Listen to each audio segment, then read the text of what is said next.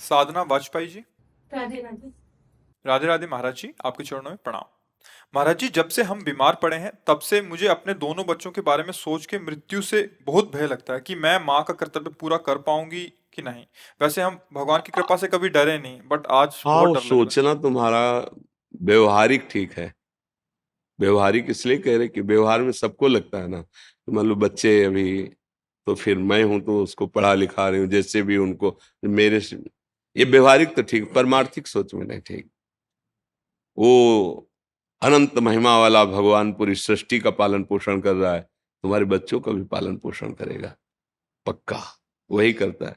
देखो, बचपन से निकले थे, 13 वर्ष की अवस्था थी, आज तक वही पालन पोषण करता रहा। ना हमारे खाने की व्यवस्था थी, ना रहने की व्यवस्था थी, ना कोई मित्र था, ना कोई स्थान, पूरा लंबा जीवन इतना। और भ्रमण करना है, कभी 1-2 वर्ष एक जगह रुक गए, कभी ऐसा तो नहीं, तो बराबर भ्रमण करना। वो हर जगह, हर जगह मुझे दुलार करते मिला है। कभी जैसे लोग कोई से उद्दंड, तो उपदेश अंदर से मिला, ए सहो, ये सहने के लिए, तुम्हारे अहंकार का नाश करने के लिए मैंने भेजा है इसको। तो बस आपका भेजा हुआ हर विधान अमृत है प्रभु। अगर हम ऐसा सोचते हैं कि हम ही बच्चों का पालन पोषण करते, तो व्यवहारिक तो ठीक है, लेकिन आध्यात्मिक बात ठीक नहीं है। क्योंकि सबका भरण पोषण भगवान, गर्भ में आप क्या पोषण कर रहे थे अपने बच्चे का? वही तो कर रहा था ना। गर्भ में आप क्या व्यवस्था कर रहे थे? गर्भ के जब बाहर आया तो बिना किसी प्रयास के उसके पोषण के लिए स्तनों में दुग्ध आ गया, जबकि वो अन्न नहीं पचा सकता। तो कितना गर्म, कितना मीठा, कितना उसको, वो पहले से व्यवस्थित है और वो पीकर हष्ट पुष्ट होता है। तो विचार करो, जो गर्भ में पोषण किया, गर्भ के बाहर आने पर तो भोजन व्यवस्था कर दी ना। देखो, उसको पीना किसने सिखाया? सहज में वो पान कर ले, वो छोटा बच्चा, उसको सिखाना थोड़ी पड़ा है। वो बहुत सर्वज्ञ प्रभु है, जिस समय जैसी व्यवस्था चाहिए। विश्वास करो, तुम्हारे ना होने पर भी तुम्हारे बच्चों की वैसे ही उन्नति, वैसे ही भरण पोषण जैसे तुम्हारे सामने हो। तुम्हारे सामने तुम निमित्त हो, जब तुम हट जाओगी तो वो किसी रूप में आकर संभाल लेगा। वो पूरी सृष्टि को संभाल रहा है। और जो दुर्गति होनी तो तुम्हारे सामने हो जाएगी, तुम रोक नहीं पाओगी। जो सदगति होनी तो तुम चाहे उसके विरोध में खड़ी जाओ, फिर भी उसकी उन्नति हो जाएगी। हम कई बार ये दृष्टांत सुना चुके। एक सोझा जी नाम के गृहस्थ थे, उनका चरित्र है भक्तमाल जी में। वो महाभागवत थे। उनका ब्याह हुआ, पत्नी हुई, एक संतान हुई।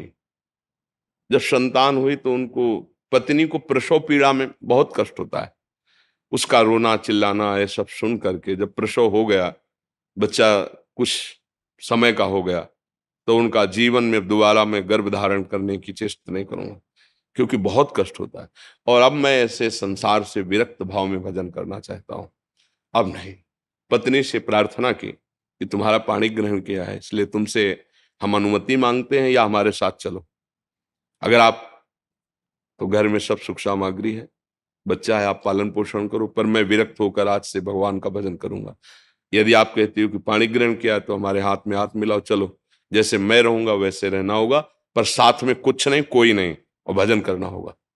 तो उन्होंने कहा, मैं आपके बिना तो रह ही नहीं सकती, आपके साथ चलूंगी। तो चली। जब गांव के बाहर निकली, जंगल में पहुंची, तो देखा थोड़ा धीमी चाल है। तो उनका, जल्दी से आओ ना, तो देखा गोद में बच्चा है। तो पलट उनका कहा था कि हमारे साथ अन्य कोई नहीं चलेगा, सिर्फ आपकी अनुमति है, आप बच्चा ले। तो बोले, नवजात शिशु, इसको कहाँ छोड़े, इसको कौन पालन पोषण करेगा? तो उन्होंने कहा, सब जीव जंतुओं का पालन पोषण करता है, वही भगवान करेगा। या तो वापस हो जाओ, या बच्चा यहीं छोड़ दो। वो कैसे छोड़, उनका भगवान का भरोसा, छोड़ यहीं बच्चा या वापस जा। वो महाभागवत थे, पर पत्नी अपने पति को भगवान मानती थी। छोड़ दिया बच्चा वहां। 12 वर्ष तक भजन साधन, एकांत तीर्थों में भ्रमण। जब उन्होंने अपनी पत्नी की तरफ देखा तो उसको एकांत में बार बार क्या हुआ होगा मेरे बच्चे का। तो उनका, चलो, आज तुम्हारे अंदर जो बार बार एक प्रश्न रहता है उसका उत्तर दिला देते हैं।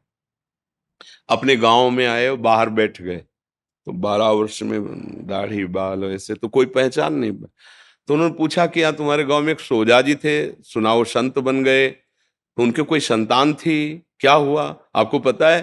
तो उनका, अरे भाई, उनके भाग्य क्या कहने, सोझा जी को जब जाते हुए सुना तो यहाँ का जो राजा था वो बड़ी श्रद्धा रखता था, तो उसने घुड़सवार दौड़ाए। सोझा जी तो मिले नहीं, लेकिन उनका लड़का मिल गया जंगल में, उसको उन्होंने रख लिया। उनके कोई लड़का नहीं था, तो अब युवराज पद पर वो है। बोले अच्छा अच्छा अच्छा, और वापस हो गए। पत्नी इसका देखा, घर में रहते तो हम गरीब किसान थे, लड़के को क्या बना पाते, लेकिन भगवान के हुए तो क्या बना, युवराज, और आगे चलकर वही राजा बनेगा। आप चिंता मत कर, चुपचाप भजन कर। ना कोई जंगली पशु पक्षी खा पाया बच्चे को, ना कोई हानि पहुंची, और अरे सर्व रक्षक भगवान, भरोसा भगवान का। तो तुम माँ हो, तुम्हारा सोचना ऐसा ठीक ही है, पर वो मोह के कारण। भगवान विश्व के माता पिता, तुमेव माता च पिता तुम, वो विश्व का पोषण कर रहे हैं। देखो पशु पक्षियों का, कितने सुंदर सुंदर पक्षी, और जंगल में रहते हैं, हष्ट पुष्ट रहते हैं, कोई उनकी दवा करने वाला नहीं। रहीमन बहु भेषज करत, ब्याज न छाणत साथ, खग मृग बसत अरोग, हरि अनाथ के नाथ। उनकी कौन दवा करता है, कौन भोजन, सब हष्ट पुष्ट स्वस्थ। भगवान पूरे विश्व का भरण पोषण करते हैं, आपकी संतान का भी भरण पोषण करेंगे। इस बात से डरो मत, भजन परायण रहो। जब तक श्वास है तब तक उनकी सेवा करते रहो, नहीं तुम्हारी जहां तक सेवा संपूर्ण भगवान के चरणों में समर्पित कर दो। प्रभु अब आप देखना, हम तो आपके विधान के अनुसार जा रहे हैं, लेकिन ये जो सेवा है आप संभालना, भगवान संभाल लेंगे।